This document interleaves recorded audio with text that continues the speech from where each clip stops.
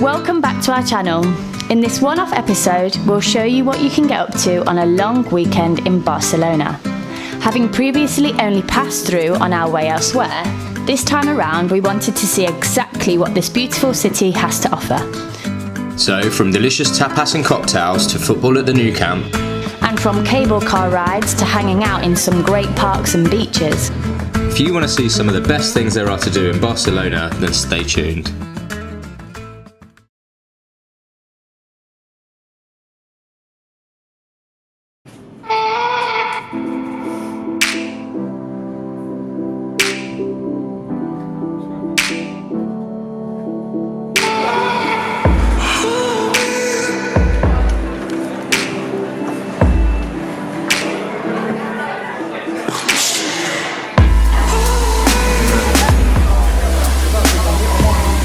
Legroom on a Vueling flight.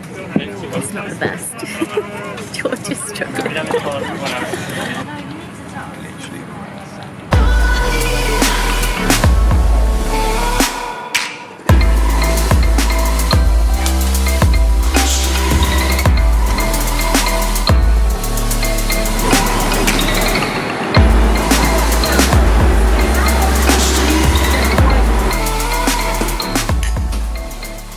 This is our room, our hotel room, and we've just arrived and Charlie's really happy because there's a actual big wardrobe with hangers and everything, which we're not used to from our backpacking trips that we do.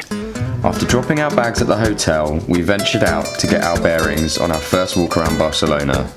We headed, as most people probably do, to La Rambla, the city's main thoroughfare. We then walked through the Gothic quarter and down to the harbour to try and find a rooftop bar that someone had recommended to us. Port Vell is the busiest cruise port in Europe and the 6th busiest in the world. And once we managed to find it, the views from bar 1881 per Sagadi were pretty sweet. Got ourselves some roasted margaritas. So yeah, Charlie complained that her drink was too salty, so she's got a new one.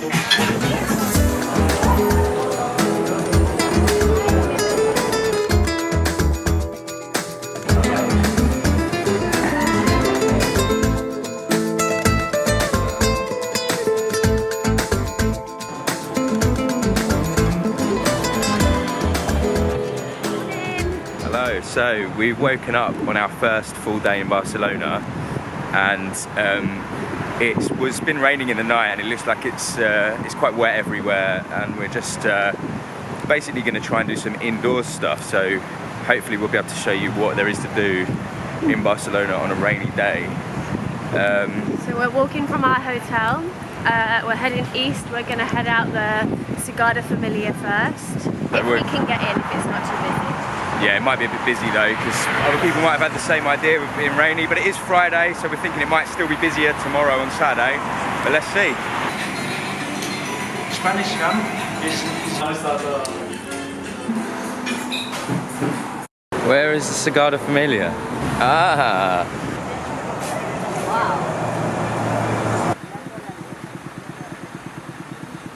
So we've got here at 11:45, and there are only tickets available for the 6:45.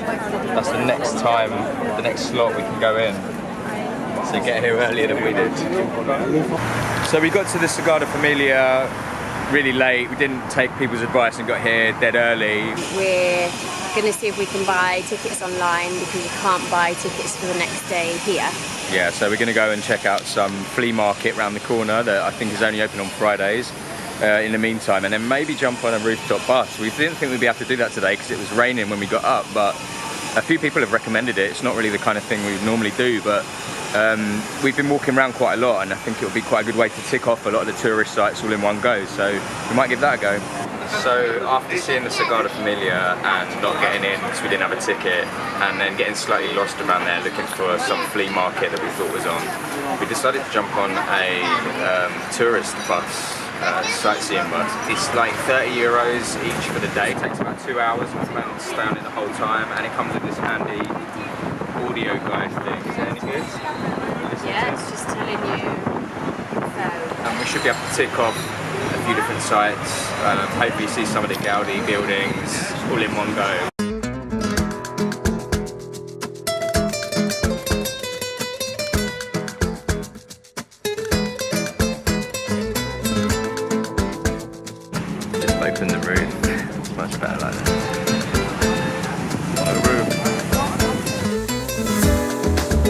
first ever open-top bus experience was actually really fun and a good shout for anyone wanting a whistle-stop tour of the city.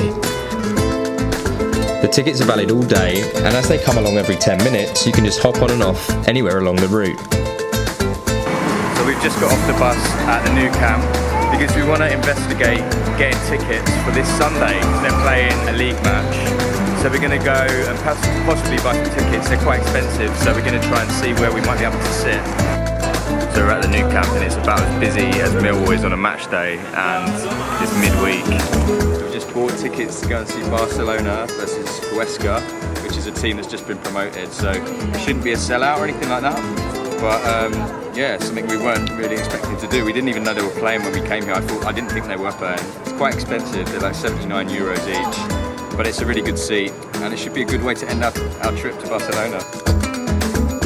Once we'd completed the loop on the sightseeing bus, we headed back to chill on the roof of our hotel. After a few mojitos, we were ready to hit the town for the evening. Nobody else here. We have the whole place to ourselves. And the sun's just come out, and it hasn't been out all day. Exciting to taste some tapas. That evening we headed east of the Gothic quarter to El Bourne for some drinks, followed by some awesome food at Tapio, a tapas restaurant that describes itself as a tribute to the frying pan where traditional flavours meet a desire to experiment and surprise.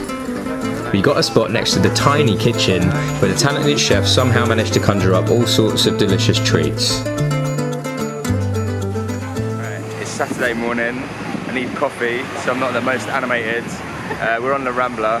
We're going to go to get some breakfast at the market. And then we're going to go to Park Güell, the Gaudi Park, at lunchtime, which we've bought tickets for online in advance because that seems to be the way forward here with all the big tourist attractions. It's really good timing to be heading into the Aquaria market because it's just starting to rain, but everyone else is flocking here too.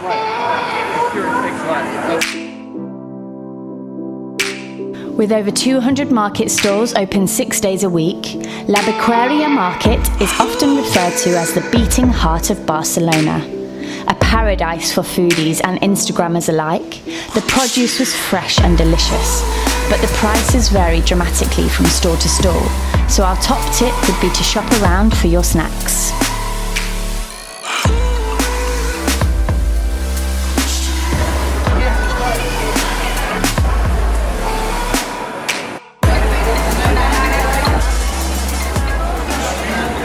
So it looks like our idea of going to the park today might have backfired because it's pissing down with rain. So we might have to rethink our plan today. Yeah. Absolutely pissing down.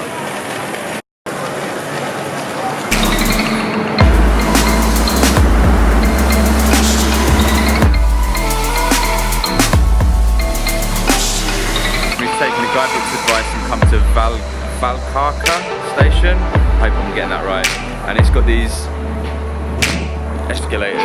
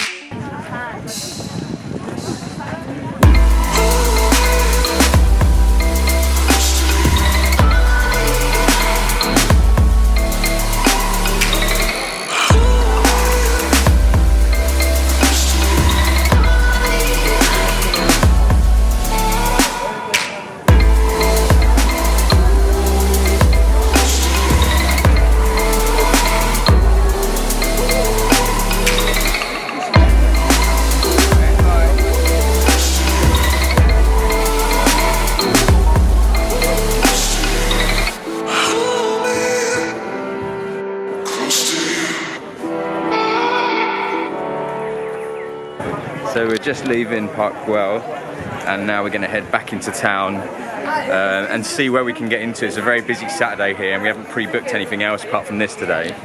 As it happened, I caught wind of a bar show in the Millwall game, so we went back to our hotel to freshen up and head straight back out. After all, what better way to spend an afternoon in Barcelona than watching your team lose 2-1 to Swansea? So I've left Charlie at the hotel and I'm off to a sports bar in the Gothic Quarter that my friend Adam, who was supposed to be meeting tonight for drinks, has kindly gone and sniffed out that they're playing the Millwall game, which is a bonus. I wasn't expecting to be able to get that, but here we go.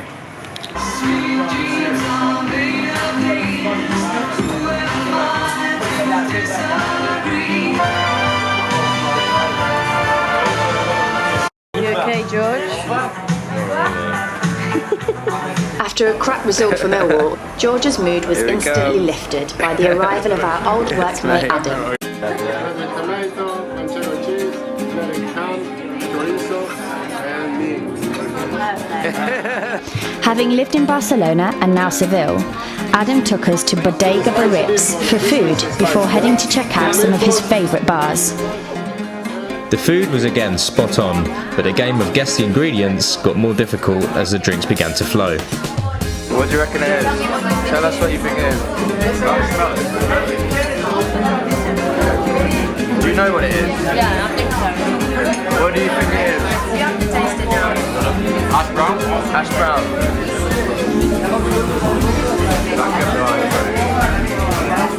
That could be anything. Big Sunday dinner. Brown. Cauliflower cheese. Surely, cauliflower cheese. Stomach suitably lined, we embarked on what was to become an epic bar crawl around El Ravel. This included, among others, London Bar, Olympic Bar, and Bar Marcella, famous for its absinthe and apparently frequented by the likes of Hemingway, Picasso and Dali in their day. And with its shabby chic interior, it actually did feel like stepping back in time. And now we're going to have some absinthe. So, let's see how it goes. Bringing us some absinthe.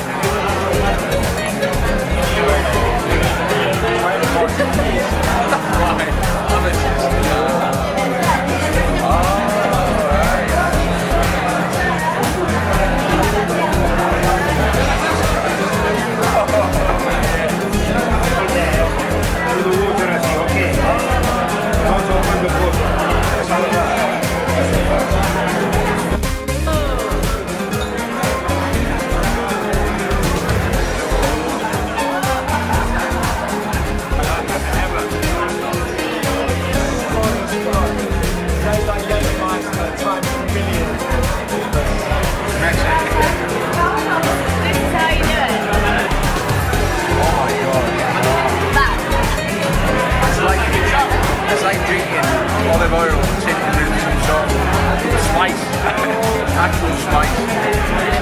Anyway, I can't believe I'm a big brother. That must be the dream. Or Geordie Shore. Guys next to us are from Buenos Aires and they thought he sounded like he's from Geordie Shore. Let's go out and get fucking mortal. Charlie wins. My glass of absinthe is empty. She just down the last bit of her.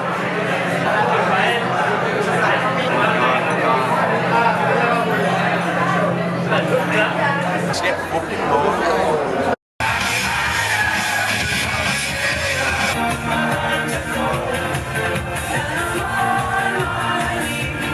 Okay, so Jamboree definitely wasn't the coolest club in town, but its random mix of cheese, rock, disco and trap was fine by us at that point in the evening. This guy was feeling it anyway.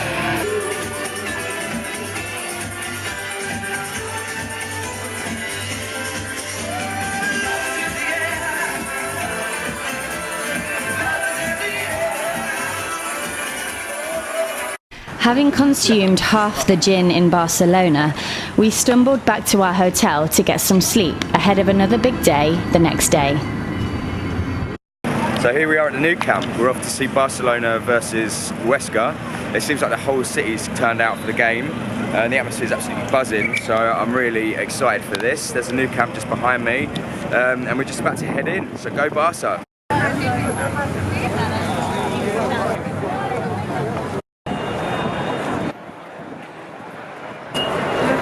Thank you. We're in. Apparently we've got quite good seats. So here we are, we're in the Nou Camp. It's buzzing considering it's not a particularly big game. Kick-off's in 15 minutes. I'm really looking forward to this. We're actually in block 331. So let's see what our seats are like. Wow. Our seats were great and the excitement began to build as El Cant del Barça rang through the stadium.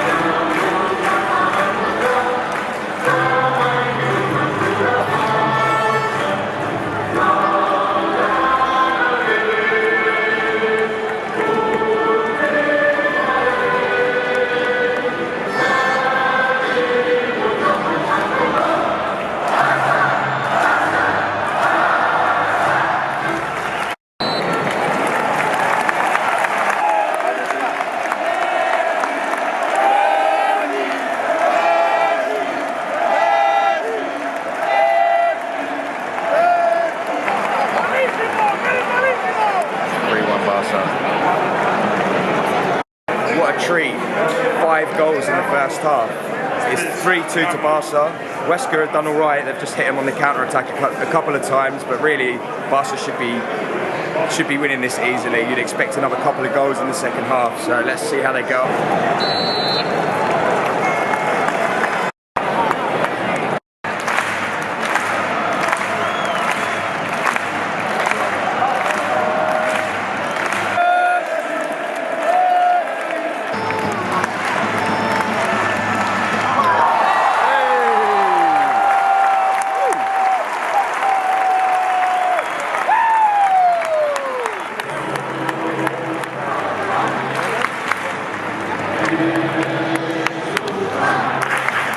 Brilliant game. 8-2 Barca. Suarez with a penalty right in the last minute. Fantastic experience coming here. I'll definitely come back if I'm ever in Barcelona again. 10 goals. Can't ask for more than that, really. Watching the best footballers in the world dart around the pitch gave us quite the appetite, so we headed across town to Barceloneta, where we met up with Adam for dinner at a little steak restaurant called Iguazu. Small bit was bang on. Wine's decent, €6. Can't go wrong really. Food coma.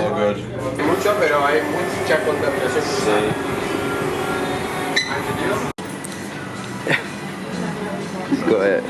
Mission complete. So, Adam's got a really cool fact about Gaudi. So, what was your fact about Gaudi? Gaudi got murdered by a tram. So that's actually true. When they recovered his body, they didn't realise it was Gaudi until they did all like the DNA swabs and shit. Wow, So Wowdy. that's a Wowdy Gaudi fact. Yeah. It had been great catching up with Adam, but all good things come to an end. So we said our goodbyes and headed to catch some Z's. We had a late afternoon flight home the next day, so we decided to spend the day doing some more last-minute sightseeing.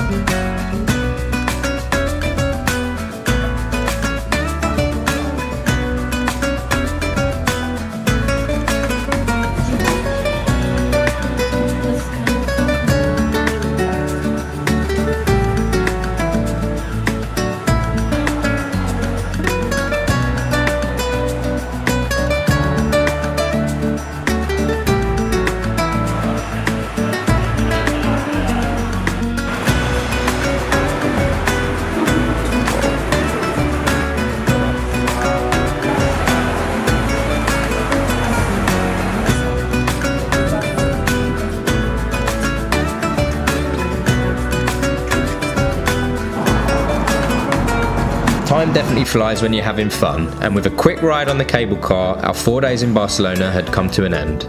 So it was back to the hotel to pick up our bags, and after a quick bus ride and a flight, we were back in London.